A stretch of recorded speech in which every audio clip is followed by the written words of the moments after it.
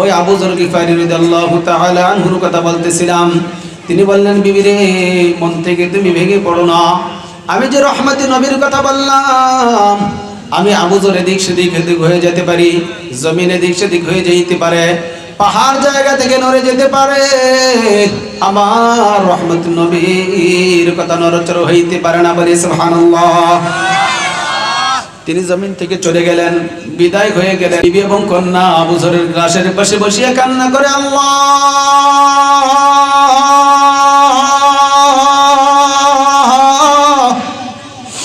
আপনার বান্দা দুদিন যাবত ঘর থেকে বের হয়ে দেখতাম, এদিক সেদিক তাকায় আর দেখি কেউ আসেনি, কেউ আসেনি।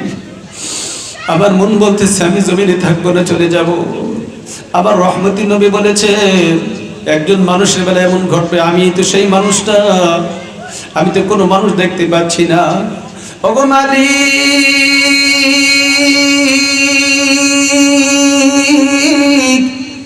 তোমার হাবিবের পাগল আবু যর জমিন থেকে চলে গেল, আমরা মা মেয়ে ছাড়া তো কেউ নাই, কিভাবে তার জানাজা দেই, কিভাবে তার কাফন দাফনের ব্যবস্থা করি। এই তাদের শোক মাতন কান্নার মধ্যে দেখতে পাই, ধুলা উড়াইয়া মুসলমানদের একটা জামাত তাদের ঘরের দিকে আসতেছে। বলি সুবহানাল্লাহ। আসার পর ঠিক দেখা গেল 20 থেকে 22 জন লোক। খাবার করছে কয়জনের? বলেন, খাবার আয়োজন করছে কয়জনের? লোক আসছে কয়জন? 22 জন। ঘরে আছে কয়জন? 2 জন। তারা তো 3 জন ছিল। তিনি ওই চিন্তা ভাবনা থেকে বলেছেন, যদি আমি সময় পেয়ে যাই তাদের সাথে শরীক হব। আল্লাহ আমাকে নিয়ে গেলেন।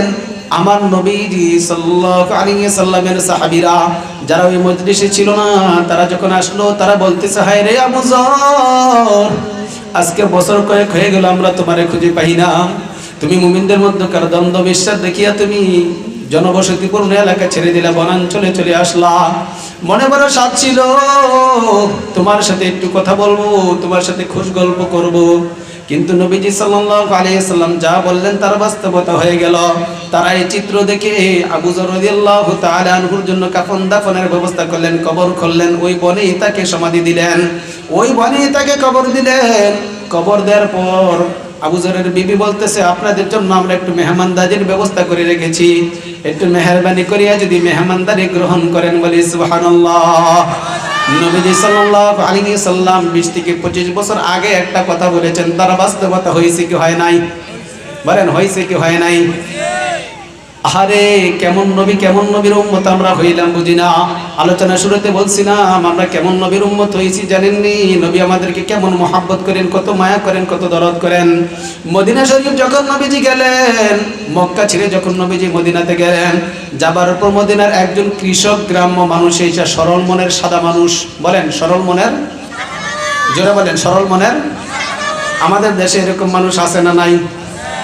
সরল মন, খুব সোজা সাপটা মানুষ, কথা বেশি কয় না, অল্প কথা কাজ চলে, অল্প কথা, কথা যদি দেয় রক্ষা করার চেষ্টা করে, এগুলাকে বলে সরল মনের সাদা মানুষ। আর যারা কথা বলে এদিক কাজ করে এদিকে করে, কি বলে? এগুলা শয়তানের ভাই। কার ভাই? কার ভাই? এগুলো হলো শয়তানের ভাই। শয়তানের কথা দিয়ে কথা রাখে না। ওই মানুষগুলা যারা কথা দিয়ে কথা রাখে না, এরাও শয়তানের ভাই। এরাও কি? আমার মনে হয় মহিষার চলে এমন শয়তানের ভাই নেই। যারা আছে সবাই আল্লাহর ওলি। যারা আছে সবাই কি? হ্যাঁ, এই যে বলছে এরা সবাই আল্লাহর ওলি। একজন বৃদ্ধ মানুষ আয়েশা নবীজি সাল্লাল্লাহু আলাইহি সাল্লামকে বলতেছে, ও আব্দুল্লাহর বেটা মুহাম্মদ, তুমি এগুলা করে তোমার লাভ কি হয়? কে বলে?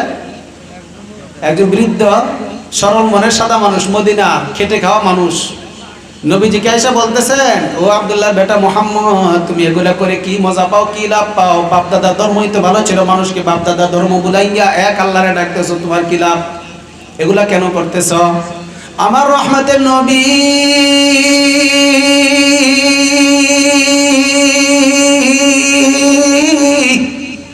ওই গ্রাম্য মানুষটার হাতে ধরিয়া বলতেছে, সেই দিন তোমার কাছে কেমন লাগবে যেই দিন আমি তোমাকে হাসরের মাঠে দইরা হাসরের মাঠে নিয়ে উপস্থিত করব। বলি সুবহানাল্লাহ। আচ্ছা বলেন তো, যেই মানুষটার হাত ধইরা নবীজি হাসরের মাঠে উঠায়, ওই মানুষটার ঠিকানা কি হবে? বলেন, ওই মানুষটার ঠিকানা কি হবে? এবার এই কথা শুনে তো সে অবাক হয়ে গেল, এবার ব্যাককলের মতো হয়ে গেছে। বলে কি হাসর কবে? হাসর কবে? আমি তো এইটাই মানি না, আবার হাসর কি? এবার নবীজি সাল্লাল্লাহু আলাইহি সাল্লাম বলেন, তুমি আর অবাক হচ্ছে কেন? দেখবা একদিন আমি মক্কা বিজয় করছি। বলি সুবহানাল্লাহ।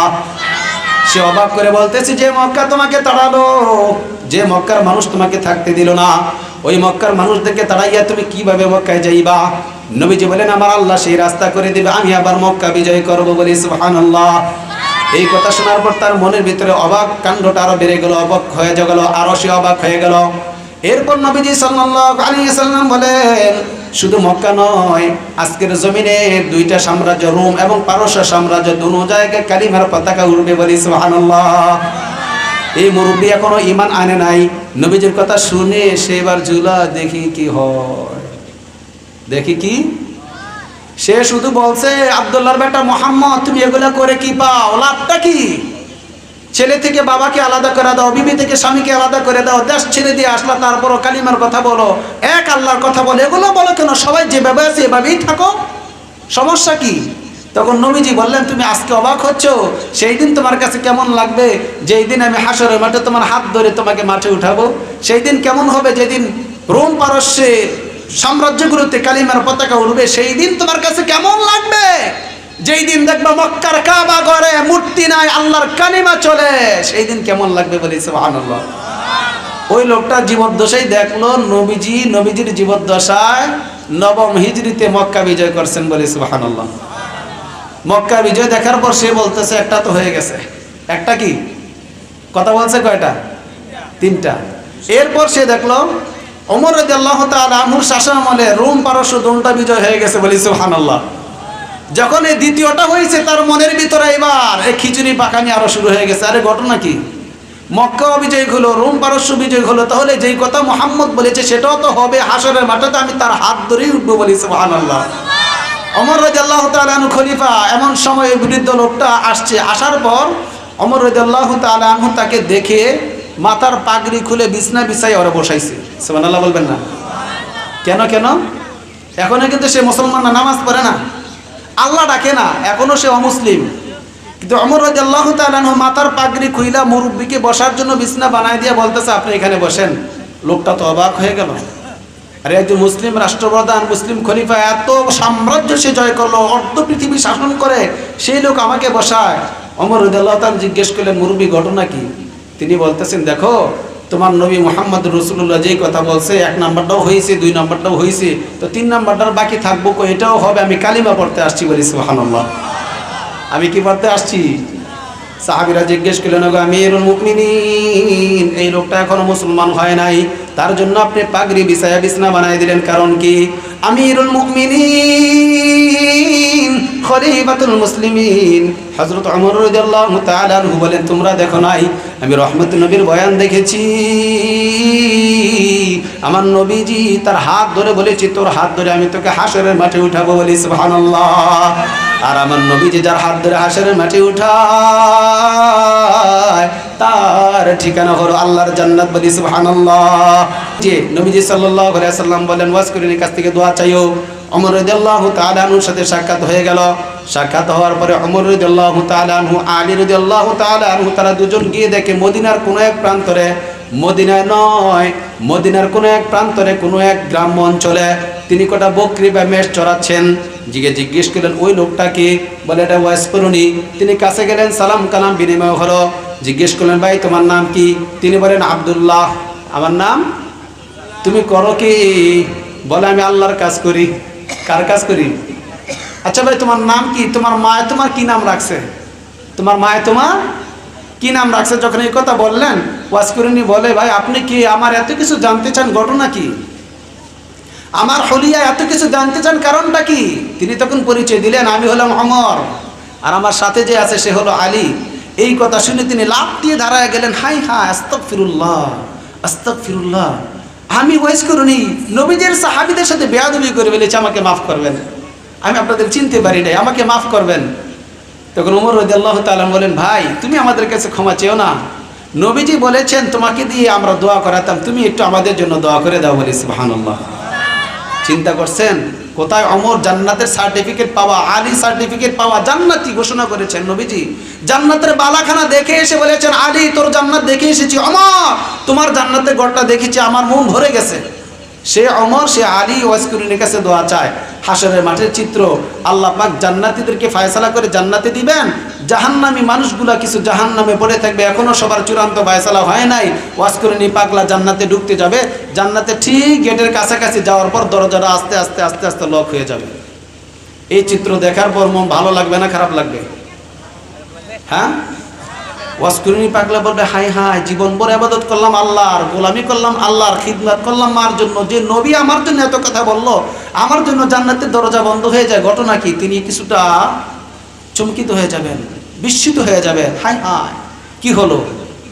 আল্লাহ পাক রব্বুল আলামিন একদিন ফেরেশতা পাঠাইয়া বলবে, ওয়াজকুরিনী পাগলার একটা মেসেজ দে, গুড নিউজ দে, গুড নিউজ। কি নিউজ? শেষ, গুড নিউজ দে। কি নিউজ? গুড নিউজ দে, সুসংবাদ। কি? ওয়াজকুরিনী তুমি তো জান্নাতে যাইবা, গেলে তো আর সুপারিশ করতে পারবা না। আল্লাহ পাক তোমাকে একটা সুযোগ দিয়েছেন, তুমি জাহান্নামের দিক তাকাইয়া যাকে বলবা আল্লাহ পাক তারও জান্নাতি বানাই দিবে। তুমি জাহান্নামের দিক তাকাইয়া যেই লোকটার কথা আল্লাহর কাছে সুপারিশ করবা, ইশারা করবা, শুধু বলবা আরে আরে আরে আরে, এইভাবে ইশারা করবা, আঙুল তোমার যতগুলা লোকের উপর যাবে, এই লোকগুলারকে আল্লাহ পাক জান্নাতি বানাই দিবে। বলি সুবহানাল্লাহ। পাওয়ার কি? মার খিদমত। পাওয়ার কি ভাই? আমরা করবো তো ইনশাল্লাহ, করবো তো ইনশাল্লাহ। আল্লাহ যেন আমাদের তৌফিক দান করেন, আমিন।